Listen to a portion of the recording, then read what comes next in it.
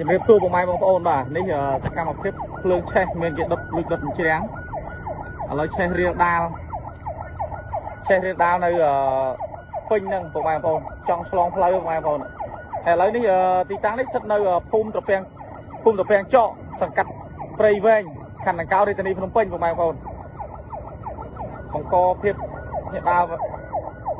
ឆេះខ្លាំងមែនតើបងប្អូនអើយឥឡូវនេះក្រុមពលរដ្ឋគេភ័យរបស់អភិបាលរាជធានីភ្នំពេញដើមចុះធ្វើការបន្លត់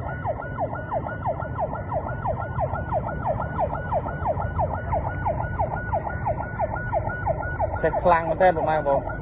ឆេះយ៉ាងសន្ធោសន្ធៅតែម្ដងនេះបាទឥឡូវបានក្រុមខាងពលរដ្ឋគេភ័យរបស់រាជធានីភ្នំពេញបានចុះធ្វើការទប់ស្កាត់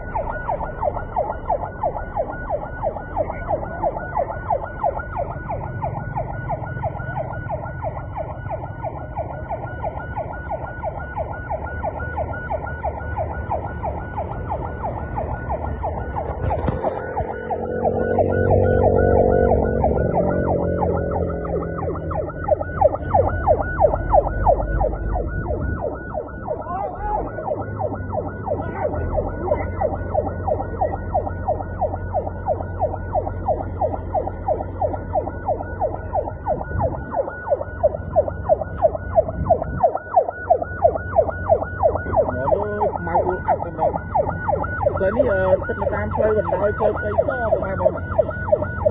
ផ្លូវព្រៃសផ្លូវយើងចាក់ទៅវត្តស្លែង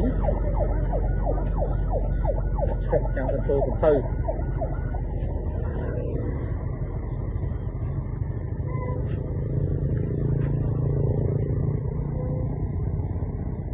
មានគេដុតជ្រាំង